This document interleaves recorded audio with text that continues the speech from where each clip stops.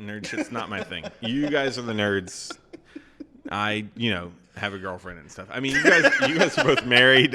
I have a girlfriend. He's not married. Hang on. Welcome to episode 27 of Hang On, the podcast, featuring Nick Hume and Blake Carroll. Now, this is a good idea. This is good. This is golden. Hang on. All right, Hume. All right, we're going to break it up. Blake's going to tell us something funny. Wait, what? No, I have a confession to make. Okay. All right. I have a problem. What is your problem? It's a game on the internet. Okay. I've been playing a little bit of the League Day Legends lately. Have you Are done we any? talking the OG or are we talking the new auto chess? No. The OG. Okay. Whatever 3 or 5v5 Summoner's Rift. I'm gonna have you hang on almost immediately. I'm gonna give you a $100 million idea, and then I'm gonna let you go on. Okay. Pokemon auto chess. So anyway, Nick, back to what you're saying. Hang on. Hear me out. You both know that I am not a gamer. I don't do nerd shit. Nerd shit's not my thing. You guys are the nerds. I, have a girlfriend and stuff. I mean, you guys are both married. I have a girlfriend. He's not married. But anywho, so I'm not a nerd. I don't play video games. I don't do things. But I really enjoy League of Legends. Okay. Here's my problem with it. And here's my problem with most video games. Not problem. If you play video games, which I'm sure a lot of our listeners play video games, I would be willing to bet that the vast majority of our listeners play video games. That's why they haven't started companies and aren't wealthy. Yeah. It's the only reason you haven't and I haven't started a company wealthy. Correct. Is because of video games. That's Too the only busy. reason. Anyway, so people spend hours and hours playing these video games, right?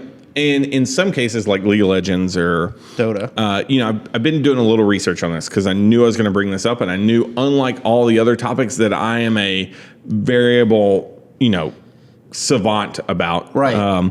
This one I had no clue. So, I actually had to do some research. If you didn't know this and couldn't tell by just how prepared it sounds like I am when I'm doing the podcast, I have no clue. I'm literally making this up on the spot. We just put a mic in front of him. He's already talking. So I was trying to set stuff up, do level checks, and he's like, all right, here's my idea, guys. Let's do it. Everyone else comes with notes. I come with a Budweiser and just start talking. Oh, man. So, anywho, but I actually tried to do some research on this. And, so there's Fortnight and there's League of Legends, and that's all I got. Those are all. Yeah, I played Counter-Strike when I was in high school. Just to be clear. Yeah. So you're talking not just about the MOBA genre, but also that free-for-all style. Yeah. My idea, I've had 2 beers. I smacked the microphone like it's a bag of Franzia, on like a college party, but whatever. Slap the bag. Good time. I don't know if you've ever done it. We're not going to promote things that are already famous. I'm just saying, Franzia, if you're looking for a new, we will gladly, sponsor the Tour de Franzia? I will gladly rep Franzia for free. Franzia, if you're listening to this, you don't even have to pay me. Just get in touch. I will slap a bag every episode. Just get in touch. We were really looking for that closer. I think the bag slap would be nice. So anywho, I focused on League of Legends just because I have played League of Legends. But I feel like you could do this with any video game that's popular. Okay. Are we talking multiplayer, or like online video games? Let me, you're asking me a bunch of questions. I don't know what multiplayer or online means. Okay. That's why I need you for this one. Right, I'm here. Asking the tough questions. Tough questions, yeah. Put me on the spot. No, this isn't internet. This is a Wi-Fi game. I don't know what this internet is. I play on the Wi-Fi. It's right. So anyway, people spend, hours. There's a guy I work with, and they spend upwards of 30 to 40 hours a week playing video games at home. They go to work and they go home from work, start playing video games, and then play until it's time to go to bed. And then when it's their off time, they play video game. But I feel like there's a lot of people who are competitive in this. They're very good. They've gotten very good because they've worked at it really hard, but they're not good enough to be on a pro team. Okay. Because League of Legends has like a pro series. If you didn't know, and you're like me, League of Legends has a pro series. It's called LCS. It's worldwide. And these teams are sponsored. These kids live in houses. And I feel like most people know this, but just in case you don't, because I really was a little unaware of how big this was, but they have houses where they live in. And they train 24/7. They train. They coaches. They play. They have coaches. They make, the prizes for some of these tournaments are $1 million. They can be in the millions of dollars. They have sponsors that probably pay. I mean, some of these guys, the top gamers, are probably, what do you think, Nick? Couple hundred, $500,000, $600,000 a year. They could definitely be. Yeah, once you make it to a pro team. I feel like easily pulling in. Now, if you're on one of the bottom pro teams and you're like one of the, worst players, or like you're just new or fill in or whatever, you're not making that much. But you're not paying for food, you're not paying for travel, you're not paying for housing. It's like soccer players in America. They exist, they make some money, they're doing what they love doing. I feel like pro League of Legends players probably make more than MLS players. Interesting. Hot take. Pro League of Legends players make more than Hisham, can I get the average salary of an MLS player? That's Major League Soccer. Yeah, Major League Soccer. For all the people listening, like, oh, this is the League of Legends. What's MLS? And you're like, that's probably actually. I like how you're explaining everything for the people that are already listening. Let me just back up. I happen to have said soccer, so I know MLS. Now, would you know MLG? Major League Gaming? Yeah, there you go. Is that still a thing? I don't know, but wasn't it on like ESPN at some point? It was. Oh, yeah. Rainbow Six was huge. Okay, so anyway. So what are we doing with League of Legends? All right. Yeah, so that's where I'm going. So they have these guys who have spent a lot of time and a lot of effort getting good at these games and are probably fairly competitive people because they've competed and worked to move up in the rankings. Yeah, it's a competitive game. But they have no real competitive outlet. League doesn't have a tournament thing that they can do, on the client or online. There's nothing you can do. If you go to one of these tournaments, you're just watching the pro teams play. So I'm going to put you out on the spot here. I'm going to just blow your cover. Okay. Because you're a huge nerd and you are a big fan of Magic the Gathering from Wizards of the Coast. So can you, for our listeners here, because I am only really familiar with Magic the Gathering from some people that I know at work who have kind of given me the rundown of how those formats work and really the tournament scene and just the craziness that is like some Grand Prix events. I think that's what they're called, right? Some of the bigger ones. So could you give some of our listeners, because I know there's people out there who don't know what Magic the Gathering is, or maybe they know what it is, but they don't know what the tournament scene is like. And then I'll roll this back into what we're talking about. Okay. So like any big tournament, you're going to pay an entry fee. It goes into a big pool, and then it's divided among the top people. The people that own the tournaments can also throw in money for the top winners. Hang on real quick. I literally wasn't listening to a word you said because I generally don't. Other than that, the last episode, that was the first time I've ever listened to you.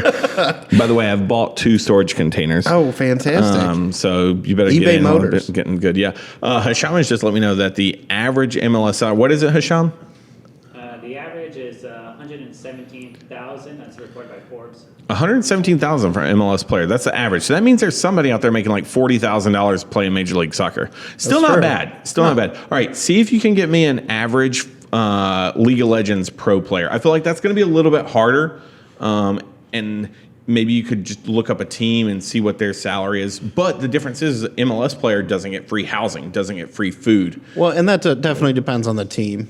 I doubt that many of them are getting free housing and free food. Mainly because they're not 19-year-olds who don't know how to rent out an apartment. Well, so it's also cultural, right? However, I think it's also cultural because I know Korea has a lot of big esports teams, and they like to do... Just a plug for one of our sponsors, soon to be Netflix. There's actually a good series, a mini-series on Netflix I think it's called like 7 Days Till or something like that. But the gist of the series is, or maybe it's 3 days till. There's some amount of time before a big event, and it kind of takes you behind the scenes of this event that's going to go on. Well, one of the events they do is an LCS championship game, or LCS championship. One of the League of Legends ones. Yeah, the League of Legends, like regional things. And I think it was in Florida somewhere. And they are in a huge auditorium that like a rock band would be playing at.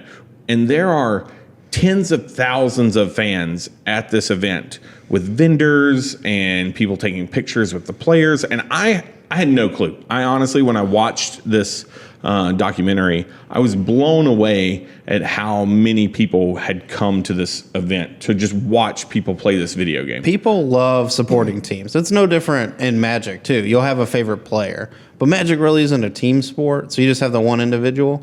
But if you are good at League, you'll watch a lot of the pros to get better, see what their strategy is in the metagame. Okay, so real quick, because I wasn't listening, the biggest difference, and this is kind of where I'm getting at and plugging to, is you as an average person can go compete in a Magic tournament, correct? Yeah, absolutely. How would that work?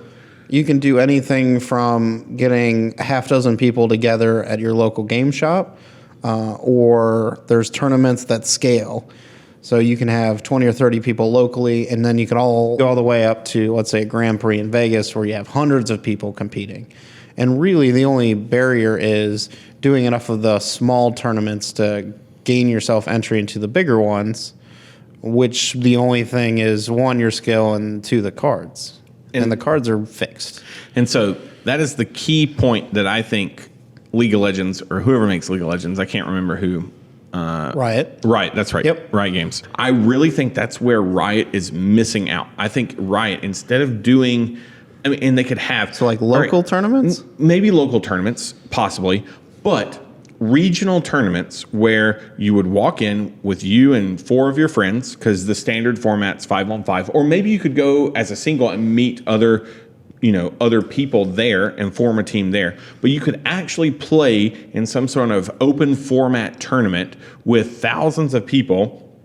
And maybe some of them would be open format where there's no ranking, and some of them would be, you would be put into classes, or you could do some sort of ranking system at the tournament where, you played some kind of play-in games and then you got put into a bracket. All right, hang on. I'm getting lost in the weeds. So let's say at the very base level, we have a store down the street, so I don't think and there's 10 computers. All right, so the problem with that is this is not 1999. So Yep. there's not like computer stores that have like LANs hooked up where people are playing LAN parties. Like that was a big thing in 98, 99. But it's coming back. The arcades are coming back. So I'm not super familiar with that. I'm not really. What I'm talking about, I think you have to skip that. Okay. What I'm talking about is you have a regional event. All right, so are you familiar with like the U.S. Open or the British Open in golf? Oh, absolutely Or not. Masters. Okay, so No, sorry. I'm not the be-all, end-all of information about golf, but the deal with the U.S. Open and I think the British Open and pretty certain the Masters too, you can be an amateur and play in that. Like basically, the gist is that anybody can play in the U.S. Open. So I can show up. There's some sort of level to qualify because they can't just have like 30,000 people show up to play. But I think it's like if I have a handicap of 0 or less, that's like verified by a PGA there's some Pro way to or something. get in. Yeah, kind of similar to the Magic thing like you were talking about where you play at some smaller tournaments or whatever the case may be. You can go and you can basically play and qualify to play in the U.S. Open as a general Joe Blow. Are we talking like a wild card situation where like...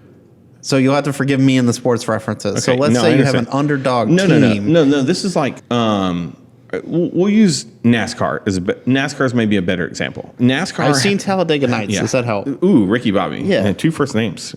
Great. They already made that joke. We can't take jokes and just repeat them. I mean, we can.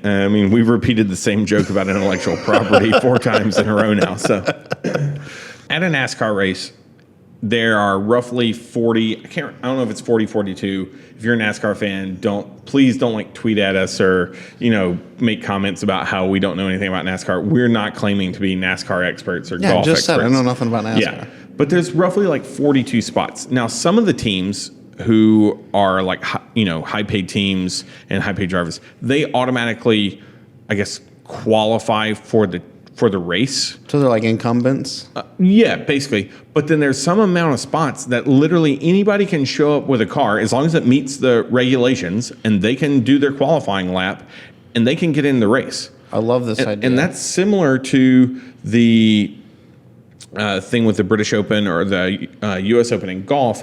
As long as you qualify or meet the requirements to try to qualify, you can try to qualify. And if you qualify, you're playing with the big boys with the chance to win the U.S. Open.